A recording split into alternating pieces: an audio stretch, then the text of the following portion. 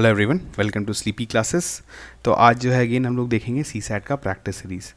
अब इस सीरीज़ में जो है हमने अभी तक बहुत ही इंपॉर्टेंट कंसेप्ट ऑलरेडी कवर कर रखा है। जैसे पिछले लेक्चर में हमने देखा था कंसेप्ट ऑफ नेगेटिव वर्क, उसके पहले हमने देखा था कि टाइम एंड वर्क का क्वेश्चन हम लोग एलसीएम के थ्रू कैसे बहुत ईजिली बना सकते हैं। उसके पहले हमने देखा था कि रिमाइंडर या फिर जो ट्रेलिंग ज़ीरोज़ जो कि आपका नंबर सिस्टम का बहुत ही इंपॉर्टेंट टॉपिक था, उसको हमने वहाँ पर कवर किया था।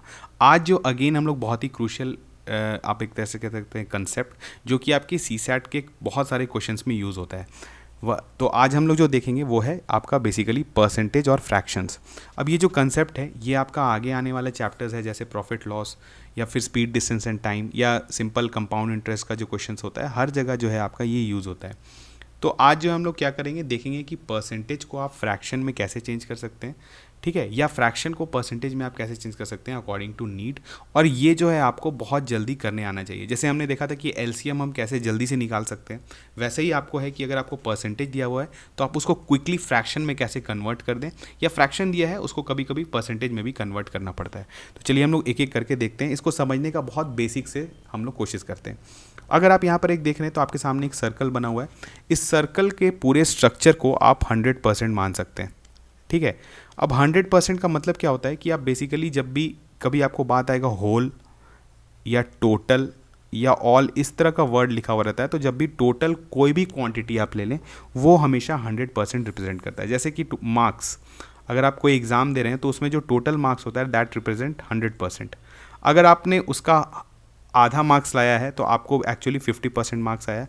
अगर आपने जो है करस्पॉन्डिंग आप उसमें कुछ भी मार्क्स ला सकते हैं, 60%, 80%, 90%, तो उसके करस्पॉन्डिंग आपने परसेंटेज लाया, और उसके करस्पॉन्डिंग फ्रैक्शंस ऑफ मार्क्स को भी हम बोल सकते हैं। जैसे आप समझ, जैसे यहाँ पे हम लोग सर्कल का एग्जांपल देखते हैं। अगर ये सर्कल टोटल 100% रिप्रेजेंट कर रहा है तो इसको अगर आप 2 इक्वल पार्ट्स में डिवाइड करेंगे तो ईच हाफ जो है इट विल रिप्रेजेंट कितना, 50%। यानी अगर फ्रैक्शन में बोले तो हाफ और परसेंटेज में बोले तो 50%। अगर अगेन इस सर्कल को हम लोग 4 इक्वल पार्ट्स में डिवाइड कर दें तो हर पार्ट जो है वो बेसिकली 1/4 है टोटल का, 1/4 है टोटल का, और वो परसेंटेज वाइज कितना है, 25%। अगेन इसको अगर हम लोग ब्रेक डाउन कर दें 8 इक्वल पार्ट्स में तो each part represents 1/8 part of the total, और ये रिप्रेजेंट करता है 12.5%, ठीक है। तो यानी परसेंटेज फ्रैक्शन को जो है आपको समझ में आना चाहिए कि क्या जो है वो क्या रिप्रेजेंट। अगर आपको बोला जाए कि आपको इस सर्कल का 12.5% को शेड करना है तो बेसिकली आपको 1/8 पार्ट को जो है इस सर्कल का शेड कर देना है। तो इस तरह से आपको कहीं परसेंटेज, कहीं पर जो है फ्रैक्शन दिया रहेगा, तो आपको पता होना चाहिए कि किस मतलब कौन से परसेंटेज के करस्पॉन्डिंग कौन सा फ्रैक्शन है, या कौन सा फ्रैक्शन के करस्पॉन्डिंग कौन सा परसेंटेज है, ठीक है। जब आगे हम लोग क्वेश्चंस देखेंगे तो आपको इसके बारे में क्लियर हो जाएगा। अब यहाँ पर आप एक टेबल देख रहे हैं, एक बेसिक टेबल हमने बना दिया है कि आपको क्या है परसेंटेज और फ्रैक्शन का जो है टेबल। इसमें जैसे हाफ रिप्रेजेंट 50%, 1/3 रिप्रेजेंट 31/3%। अगर आपको कहीं बोला जाए कि 31/3% से किसी अमाउंट को इंक्रीज या डिक्रीज कर रहे हैं तो बेसिकली क्या कर रहे हैं कि आप उसमें उसका 1/3 पार्ट ऐड कर दे रहे हैं या डिक्रीज कर दे रहे हैं। आगे हम लोग देखेंगे क्वेश्चंस में। 1/4 रिप्रेजेंट्स 25%, 1/5 रिप्रेजेंट्स 20%, 1/6 रिप्रेजेंट्स 16, 2/3%। अगेन देखिए ये सब तो आपको याद रहेगा, 1/4, 1/5, लेकिन कुछ जो होता है जैसे 1/6 अगर आप याद कर लें तो ईजी है, 1/7 याद कर ले तो ईजी है, 1/8 अगर आप ऑब्वियसली है, 1/4 का जस्ट हाफ हो जाएगा। अगर 25% होता है तो ये जो है 12.5% होगा। 1/10 क्या है, 10%। अगर आपको कहीं से 10% से इंक्रीज या डिक्रीज किया जाता है तो बेसिकली उसमें क्या आप उसका 1/10 पार्ट जो है ऐड कर रहे हैं या इंक्रीज कर रहे हैं, ठीक है। उसके बाद कुछ इंपॉर्टेंट और जैसे 1/11, 1/12 सब को, जैसे आप 1/12 को कैसे सोच सकते हैं, एक एग्जांपल आपको बता रहे हैं। 1/12 को अगर आप जैसे 1/4 आपको पता है कितना है, 25% होता है, ठीक है। तो 1/12 बेसिकली क्या हो जाएगा, 25/3 कर दीजिए आप, तो आपका जो है 8 जो है आपका 8 1/3% आ जाएगा। तो इस तरह से भी आप सोच सकते हैं। बस ये टेबल आपको दिया गया है, ये कुछ नया चीज़ नहीं है, आपको पता है कि परसेंटेज फ्रैक्शन क्या होता है, लेकिन ये अगर आप देख के रखेंगे आपके दिमाग में एकदम क्लियर रहेगा, और आप बहुत बार प्रैक्टिस कर लेंगे तो आप इसको इसमें कन्वर्ट कर सकते हैं, इसको इसमें कन्वर्ट कर सकते हैं। इसलिए अब देखिए हम लोग ऐसा क्यों करेंगे, एग्जाम जब आपका क्वेश्चन आता है उसको जब हम लोग देखेंगे तो आपको क्लैरिटी आएगा। अब आपको कहीं पे दिया हुआ रहता है कि certain amount is increase by 25%। तो जब भी जैसे एक एक्स कोई क्वांटिटी है, कुछ भी है, उसको अगर हम लोग 25% से इंक्रीज़ कर रहे हैं, इसका मतलब क्या हो रहा है कि एक्स में हम लोग क्या जोड़ रहे हैं, 25% ऑफ एक्स, ठीक है। एक्स में हम लोग क्या जोड़ रहे हैं, 25% ऑफ एक्स।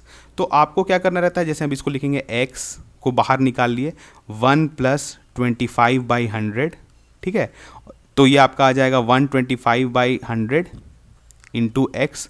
अगर आप इसको फिर सिंप्लीफाई करेंगे तो आपका आ जाएगा, अगर आप करेंगे 25 5 जा और 25 4 जा, यानी 5/4x।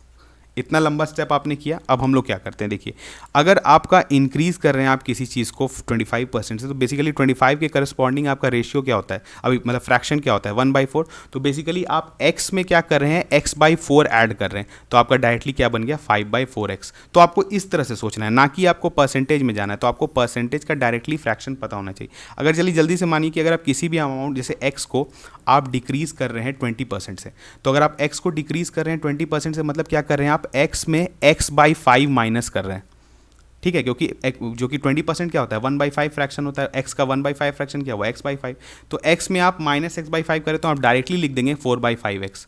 बस ये करने आपको बता रहे हैं, जैसे कि आप फ्रैक्शन जब भी आपको परसेंटेज दिया रहे तो उसको क्विकली आप जो है इसमें चेंज करें। अब देखिए 15% का बात आता है, तो अगर आपको इंक्रीज करना है 50% से, तो जैसे 5 का आप इस तरह से सोचिए, 5% क्या होता है 1/20, 15% क्या होगा, सिर्फ आप उसको 3 से मल्टीप्लाई करिए तो 3/20। तो आपको किसी चीज़ को अगर इंक्रीज करना है 15% से, तो बेसिकली जैसे x को इंक्रीज कर रहे हैं 15% से, तो बेसिकली x में आप क्या मल्टीप्लाई करेंगे, 1 + 3/20, क्योंकि आप उतना इंक्रीज कर रहे हैं। तो बेसिकली आपका क्या उतना आ जाएगा, x इंटू 23/20।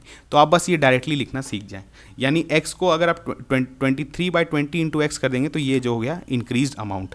अगर आपको डिक्रीज करना है, देखिए यहाँ पर 16.66% क्या रिप्रेजेंट करता है, 1/6 फ्रैक्शन, और आप डिक्रीज करें तो बेसिकली कितना हो जाएगा, x - x/6, तो डैट इज 5/6। तो ये हम डायरेक्टली लिख देते हैं 5/6x, ठीक है। तो इससे आपका कुछ टाइम जो है वो सेव हो गया। अब देखिए क्वेश्चंस जो है वो आपको जब आप बनाएंगे तो आपको पूरा क्लियर हो जाएगा। यहाँ पे एक क्वेश्चन है, a supply of juice last for 35 days, ठीक है। If it use is increase bye 40%, the number of days would be the same amount of juice. मतलब आपका जो जूस है, ठीक है, उसका कुछ क्वांटिटी होगा। तो यहाँ पे क्या हो रहा है कि यूज़, एक तो यूज़ को यू मान लेते हैं और डी को डेज मान लेते हैं, ठीक है। तो यहाँ पर यू इंटू, मतलब यहाँ पर स्टार्टिंग में बोला जा रहा है कि जो नॉर्मल यूज़ है, ठीक है, अगर उसका नॉर्मल जो यूज़ हो रहा है तो उसमें 35 डेज लास्ट कर रहा है, जो भी क्वांटिटी है। तो बेसिकली स्टार्टिंग का जो मतलब टोटल क्वांटिटी है उसको हम बोल सकते हैं 35 इंटू यू, ठीक है, 35 इंटू यू मान सकते हैं, ये टोटल जूस था। अब क्या हो रहा है कि इस जितना जूस है इतना ही है मेरे पास, लेकिन अब क्या हो रहा है कि आपका यूज़ जो है वो 40% से इंक्रीज़ हो जा रहा है। तो आपका न्यू डेज जो है वो कितने दिन तक, और वो मतलब ये जूस जो आपके पास एग्जिस्टिंग जूस है वो कितना दिन बचेगा। तो अगर आप किसी चीज़ को यूज़ को अगर आप इंक्रीज कर रहे हैं 40% से, तो अगेन आप क्या करेंगे, जल्दी से बताइए। 40% क्या, 20% क्या होता है आपका 1/5, 40% क्या हो जाएगा 2/5। आप इंक्रीज कर रहे हैं तो क्या कर रहे हैं 1 + 2/5, तो बेसिकली 7/5। तो हम लोग डायरेक्टली यहाँ पे लिख देंगे 7/5u हो जाएगा, और न्यू डेज से मल्टीप्लाई कर देते हैं, यही हम लोग को निकालना है। तो यू कट गया तो क्या ना 7 आपका, सॉरी 5, तो आपका डेज आ गया 25 डेज, ठीक है। तो आपका सही ऑप्शन हो गया ऑप्शन 1। तो आपने देखा कि हमने क्या किया, जब आपको 40% इंक्रीज का बात हुआ, जैसे पहले यूज़ था, पहले यूज़ को अगर हम लोग यू से रिप्रेजेंट करें तो पहले यू था, लेटर ऑन क्या हो गया 7/5u। अब 7/5u कैसे हुआ, क्योंकि वो 40% इंक्रीज हुआ। 40% का इंक्रीज क्या हुआ, मतलब कि अगर हम u में u + 2u/5 कर रहे हैं तो आपका डायरेक्टली फाइनल आ जा रहा है 7u/5, ठीक है। तो हमने क्या किया, परसेंटेज को डायरेक्टली फ्रैक्शन में कन्वर्ट कर दिया और उसको यूज़ कर लिया। इससे देखिए आप इसमें क्या है कि आप 40% लेके भी बना सकते थे, 40/100 करते, आपका आंसर आ जाता है। लेकिन क्या होता है कि जब आप ये सब थोड़ा थोड़ा चीज़ जो है, अगर इसके बारे में आपको क्लैरिटी एग्जाम में रहता है तो फिर आपको सोचना नहीं पड़ेगा 2 बार, आप इसको बहुत ईजिली कर लेंगे और आप अपना जो है टाइम सेव कर सकते हैं। चलिए देखते हैं next question. The strength of a school increases and decreases every alternate year by 10%. It started with increase in मतलब 2000, ठीक है.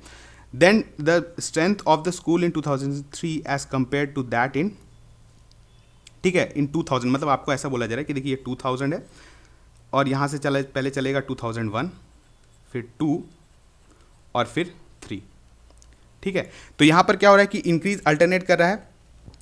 अब यहाँ से देखिए, यहाँ से स्टार्ट किया 2000 से, अगर हम लोग लेने का स्टार्ट करने का बोल रहा है तो 2000 से 2001 में है क्या किया, इंक्रीज़ किया पहले. तो इंक्रीज़ किया तो बेसिकली क्या किया, यहाँ पर कितना इंक्रीज़ कर रहा है 10% से, ठीक है. उसके बाद 2001 से 2002 में क्या कर रहा है, डिक्रीज़ कर रहा है 10% से, ठीक है. और फिर 2002 से 2003 में अगेन इंक्रीज़ करेगा 10%. तो अब आपको क्या करना है, चलिए मानिए कि स्टार्टिंग में स्ट्रेंथ एस था, ठीक है। फिर यही स्ट्रेंथ को अगर हम लोग 10% से इंक्रीज करेंगे तो फिर क्या होगा, जल्दी से बताइए हम लोग क्या मल्टीप्लाई करेंगे। बेसिकली आप किसी को 10% से इंक्रीज करते हैं तो उसमें क्या करते हैं 1 + 1/10, यानी आपको मल्टीप्लाई करना पड़ेगा इसमें 11/10, ठीक है। तो ये बन गया 2001 का पॉपुलेशन। अब यही 2001 का पॉपुलेशन को अगेन आप क्या करें 10% से डिक्रीज कर रहे हैं, तो 10% से डिक्रीज करने का कितना होगा, यानी 1 - 1/10, तो आप मल्टीप्लाई किसे करें 9/10 से, ठीक है। अगेन आपका जो है ये इंक्रीज हो रहा है 10% से, तो यानी क्या कर रहे हैं आप फिर से अगेन मल्टीप्लाई कर रहे हैं 11/10, तो ये बन गया आपका फाइनल 2003 का जो पॉपुलेशन, अगर आप इसको बोलेंगे स्ट्रेंथ 2003, तो ये बन चुका है ये। अब इसको बस आप मल्टीप्लाई कर दीजिए तो आपका कितना आ जाएगा, अगर आप देखेंगे तो 121, 9 9 2 18, 1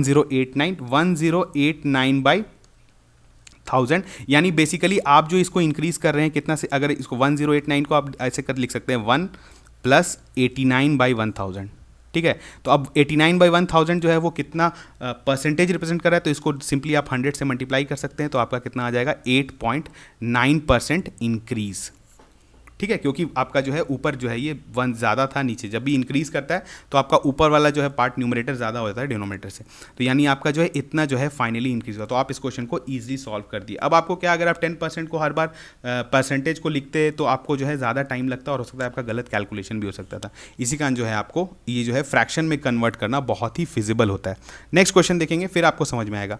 if a height of a cylinder is increase by 15% and the radius of its base is decrease by 10%, then what percent will be the curved surface area. आप जल्दी से बताइए, सिलेंडर है इसका आपको पता, हम लोग मेंसुरेशन में देखेंगे इसको अच्छे से, लेकिन आप बताइए कि इस सिलेंडर का कर्व्ड सरफेस एरिया क्या होता है। अगर इसका रेडियस r है, ये हाइट है, तो इसका कर्व्ड सरफेस एरिया क्या होता है 2πRh, ठीक है। ये कर्व्ड सरफेस एरिया हो गया, ये जो है आपका CSA इसको बोलते हैं। अब क्या हो रहा है, न्यू CSA क्या हो रहा है, CSA डैश हम लोग ले देते हैं। ये बेसिकली क्या हो जा रहा है कि आपका ये जो हाइट है इसको इंक्रीज, अब 15% से किसी चीज़ को इंक्रीज करेंगे तो वो क्या होगा, पहले हम लोग 2π लिख लेते हैं। अब हाइट क्या होगा, 5% कितना होता है 1/20, 15% क्या होगा 3/20, उसको इंक्रीज करें तो मतलब 1 + 3/20, तो बेसिकली क्या हो गया 23/20, 23/20 हाइट हो गया, इंटू करेंगे बेस का रेडियस इंक्रीज करें 10% से, मतलब क्या हो गया, हम लोग डायरेक्टली लिख रहे हैं। देखिए अब 11/10 रेडियस, ये आपको समझ में आएगा हमने कैसे लिखा। अब यहाँ पर अगर आप लिखेंगे तो 2πRh बाहर निकाल लीजिए और इसको अगर आप मल्टीप्लाई करेंगे तो आपका बेसिकली कितना आ जाएगा, यहाँ पर अगर सॉरी ये जो है आपका डिक्रीज हो रहा है, यहाँ पर देख लीजिए डिक्रीज हो रहा है, तो ये 9 हो जाएगा, यहाँ पर लिख लिए 9/10 क्योंकि डिक्रीज कर रहे हैं, ठीक है। तो यहाँ पर अगर आप करेंगे तो 9 3 = 27, ठीक है, 2 और 9 2 = 18, तो ये हो गया 207/200, तो बेसिकली इसको लिख सकते हैं 1 + 7/200, तो यानी कितना परसेंटेज जो है ये क्या कर रहा है इंक्रीज कर रहा है, तो इंटू 100 ये कर दीजिए, मतलब 7/200 इंटू 100 करेंगे तो आपका आ जाएगा 3.5% जो है आपका इंक्रीज हो रहा है इन कर्व्ड सरफेस एरिया। तो आपका सही ऑप्शन था ऑप्शन 2। तो अगर आप किसी भी सिलेंडर का 15% जो है वो उसका अगर हाइट इंक्रीज कर रहे हैं और रेडियस 10% घटा देंगे तो उसका कर्व्ड सरफेस एरिया जो है वो 3.5% इंक्रीज कर जाएगा। आपने ये डायरेक्टली किससे निकाल दिया, थ्रू यूजिंग ऑफ फ्रैक्शंस, आपको परसेंटेज में जाने का बिल्कुल भी जरूरत नहीं पड़ा। चलिए हम लोग देखते हैं next question. As a result of 25% hike in the price of rice per kg, rate जो है वो रेस का अगर राइस का बढ़ जाए, the person is able to purchase 6 kg less, ठीक है। तो देखिए यहाँ पर क्या है, रेट R इंटू क्वान्टिटी करते हैं, वो आपका बराबर आ जाता है 1200, मतलब स्टार्टिंग में आपने जो है इस रेट पर ये क्वांटिटी बाई किया 1200 रुपये में। अब क्या हो रहा है, आपके पास 1200 रुपये ही है, तो आपको अगर इसका रेट जो है वो इंक्रीज़ कर दे रहे हैं, आर जो है वो इंक्रीज़ कर दे रहे हैं, तो क्वांटिटी जो है वो 6 kg घट जा रहा है। तो बेसिकली आपको बस दोनों को इक्वेट कर देना है। तो स्टार्टिंग में आपको क्या करना है कि जैसे आपको निकालना क्या है, यहाँ पर अगर आप देखेंगे जैसे पहले आपका RQ था, फाइनली क्या हो गया 25% से अगर रेट इंक्रीज कर रहे हैं तो कितना हो गया, 25% से अगर इंक्रीज करेंगे तो डायरेक्टली हम लोग क्या मल्टीप्लाई करेंगे, जल्दी से बताइए, 5/4 R हो गया और Q जो है आपका बन गया Q - 6, ठीक है। R कैंसिल हो गया आपका, अगर आप यहाँ से निकालेंगे तो 4Q = 4Q - 5Q - 30, तो आपका Q = आ गया 30, यानी आपका क्वांटिटी जो था वो स्टार्टिंग में 30 था और रेट जो था वो आपका कितना था 40। तो आपको निकालना था what is the original price of the rice per kg, तो दैट वाज ₹40, ठीक है। आपने देखा कितना ईजी था बनाना, जस्ट बिकॉज कि हमने परसेंटेज को जो है वो फ्रैक्शन में कन्वर्ट कर दिया बहुत जल्दी।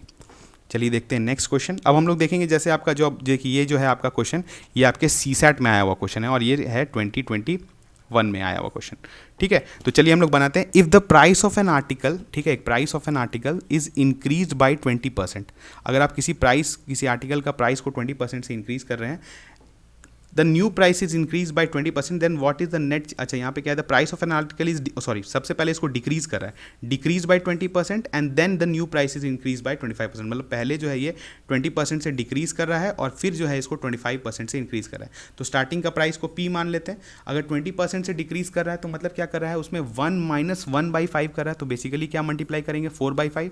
उसके बाद क्या कर रहा है, 25% से इंक्रीज कर दे रहा है, 25% से इंक्रीज का मतलब क्या हुआ, 1 प्लस आपका 1/4, तो यानी कितना हो गया 5/4, तो यहाँ 5/4 मल्टीप्लाई किया तो दोनों आपका कट हो गया, तो फाइनली भी आपका प्राइस हो गया। तो अगर आपको बोला जाए कि फाइनल प्राइस में कोई चेंज आया, तो बिल्कुल नहीं चेंज आया, तो सही ऑप्शन था आपका 0%, ठीक है। तो आपको है क्या कि विदाउट आपने कुछ परसेंटेज यूज़ किए आप जो है डायरेक्टली ऑप्शंस निकाल सकते हैं, अगर आपको जो है परसेंटेज को जो है उसको कन्वर्ट करने आता है आपको फ्रैक्शन में, ठीक है। और कहीं कहीं आपको ज़रूरत पड़ेगा कि फ्रैक्शन को आप रीकन्वर्ट करिए परसेंटेज में। तो आज जो है हमने बहुत ही एक बेसिक कंसेप्ट देखा परसेंटेज का, ये इसमें कुछ नया नहीं था, लेकिन ये आपके बहुत यूटिलिटी का चीज़ है। इसके अलावा अगर आपको थोड़ा डिटेल में देखना है तो आप जो है स्लीपी क्लासेस गवर्नमेंट जॉब पर, जो वहाँ पर क्वांट फॉर ऑल सेक्शन है, वहाँ पर जाके आप बहुत सारा क्वेश्चंस करा कर रखा है हमने परसेंटेज का, उसको आप जाके देख सकते हैं। और अगर इससे रिलेटेड कोई क्वेरी है या आपको कुछ आपका जो भी आपका रिव्यू रहता है, उसको आप जो है कमेंट सेक्शन में दे सकते हैं, उसको हम लोग वहाँ पर सॉल्व करने का कोशिश करेंगे, ठीक है। तो चलिए मिलते हैं नेक्स्ट लेक्चर में, तब तक थैंक यू।